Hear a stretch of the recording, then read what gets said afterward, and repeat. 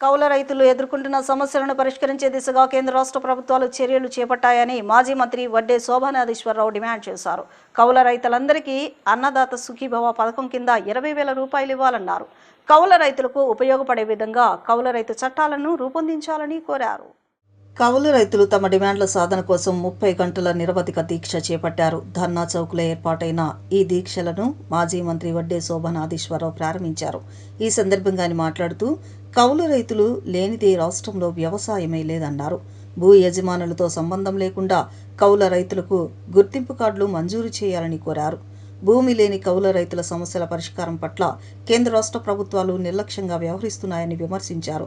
ప్రభుత్వం ఇచ్చే రాయితీలన్నీ భూ యజమానులకే చెందుతాయే తప్ప కౌలు రైతులకు దక్కడం లేదన్నారు.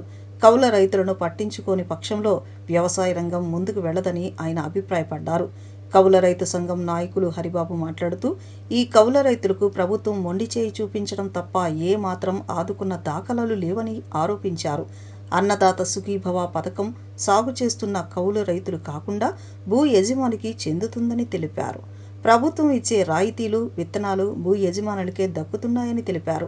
వాస్తవ సాగు రైతులను ప్రభుత్వం గుర్తించడం లేదన్నారు. కేంద్ర ప్రభుత్వం ఇచ్చే పెట్టుబడి సహాయం 6,000కు రాష్ట్ర ప్రభుత్వం 14,000 కలిపి అన్నదాత సుఖీభవ పథకం ద్వారా రైతుల ఖాతాల్లో జమ చేస్తోందని తెలిపారు. కౌలు రైతుల డిమాండ్ల సాధన కోరుతూ ఈ 30 గంటల దీక్ష చేపట్టినట్లు తెలిపారు. ప్రభుత్వం స్పందించిన పక్షంలో పోరాటాన్ని మరింత ఉధృతం చేస్తామని హరిబాబు స్పష్టం చేశారు.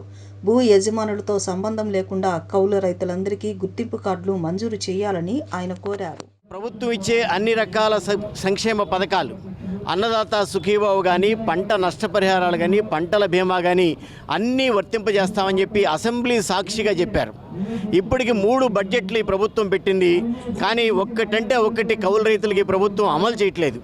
ఇదంతా చూస్తుంటే ఈ రాష్ట్రంలో అంతకుముందు వైఎస్ఆర్ ప్రభుత్వం 1.0 అమలు చేస్తే ఈ ప్రభుత్వం వైఎస్ఆర్ ప్రభుత్వం యొక్క కొనసాగింపుగా 2.0 అమలు చేస్తుందనిపిస్తుంది.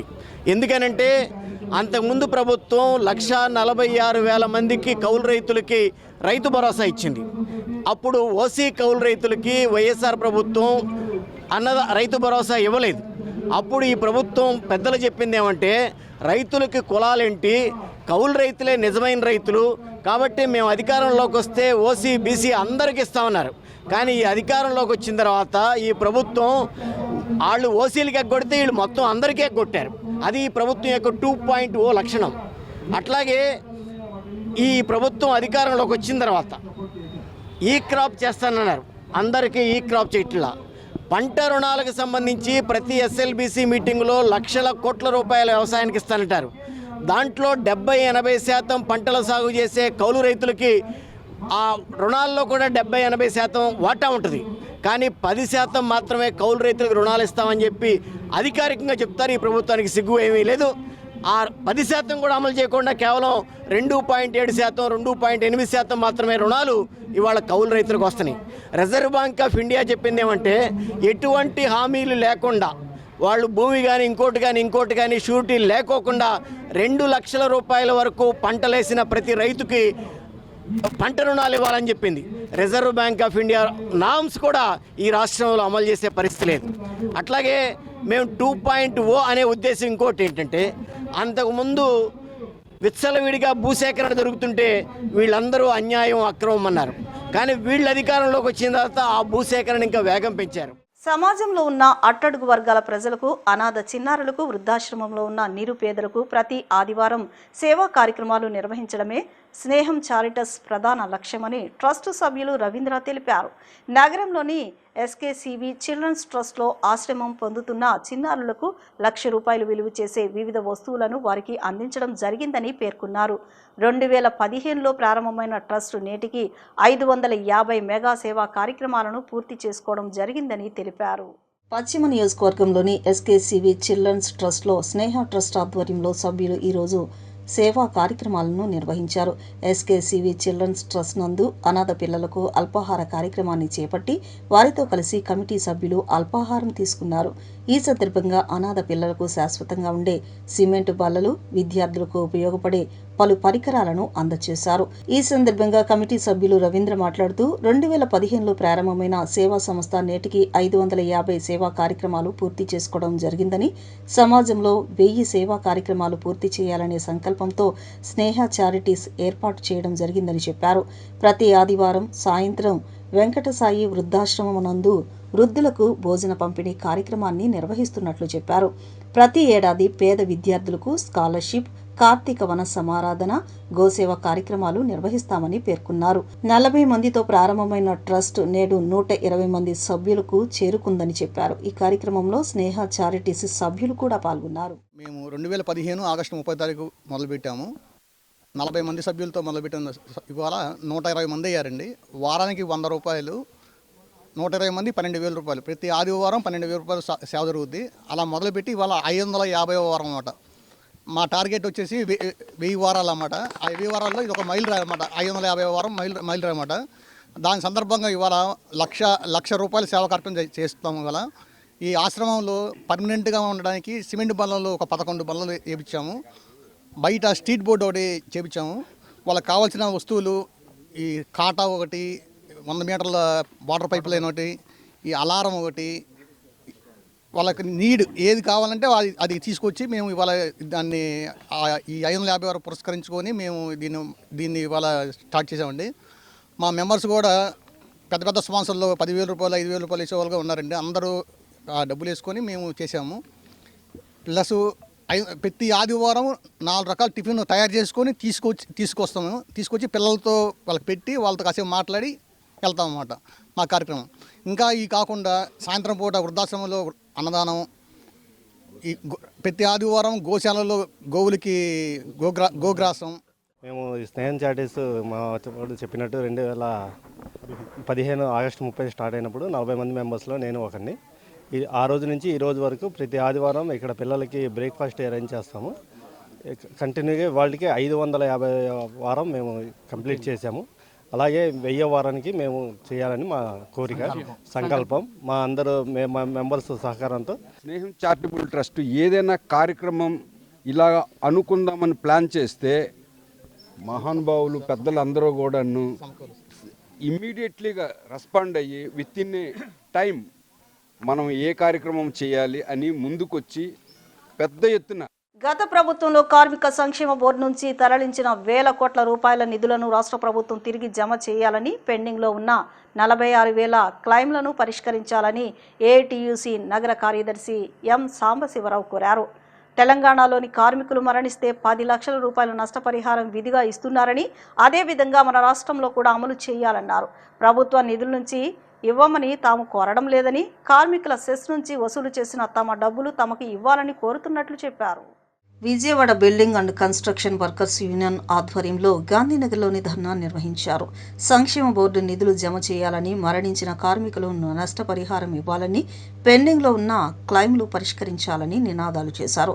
ఈ సందర్భంగా ఏఐటీయూసీ నగర కార్యదర్శి ఎం సాంబశివరావు మాట్లాడుతూ, రాష్ట్రంలో గతంలో ఉన్న ప్రభుత్వం సంక్షేమ బోర్డును నిలుపుదల చేసి క్లెయిమ్లు ఆపేసిందని చెప్పారు.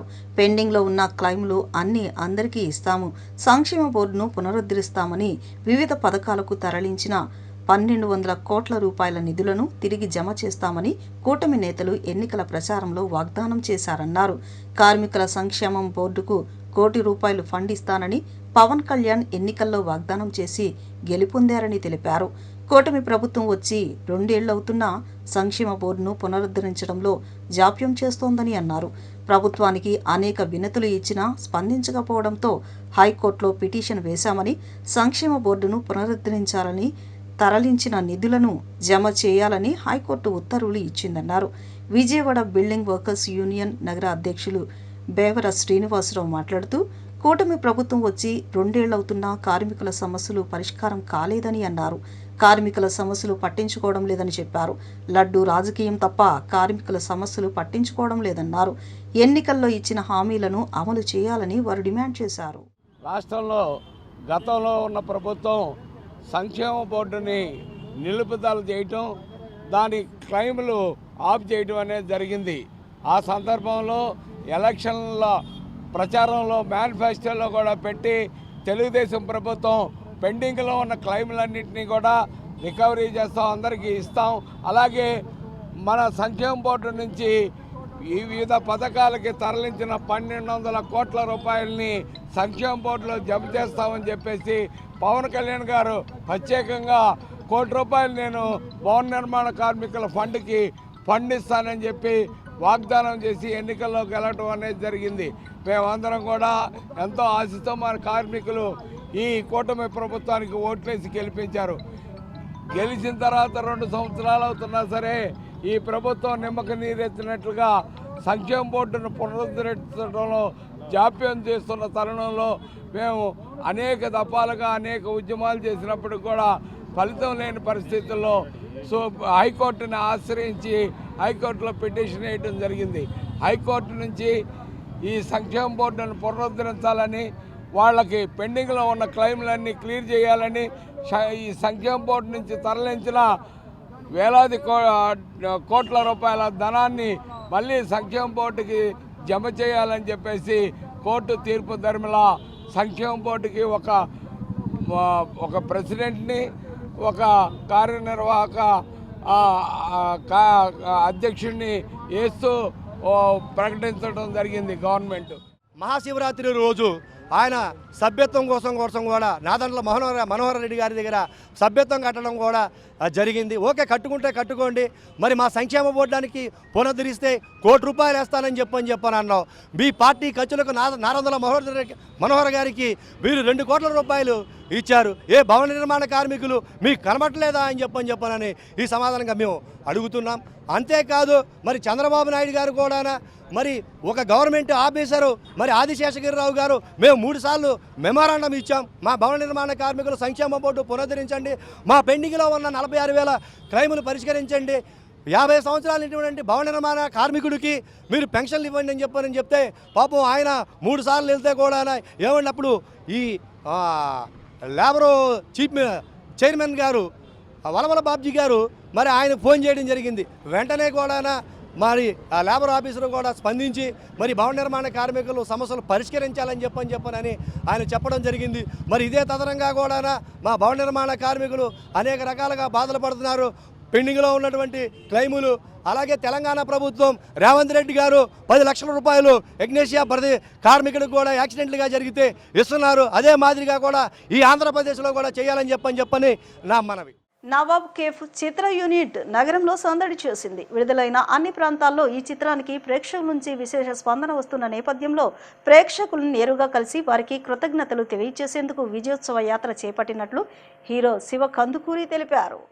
Vijayawada Bandar road trend set మాల్లో క్యాపిటల్ సినిమాస్లో నవాబు కేఫ్ చిత్రం విజయవంతంగా ప్రదర్శితమవుతోంది. ఈ సందర్భంగా హీరో శివ కందుకూరి, హీరోయిన్ తేజు అశ్విని, దర్శకులు ప్రమోద్ హర్ష ప్రేక్షకులతో కలిసి చిత్రాన్ని వీక్షించారు.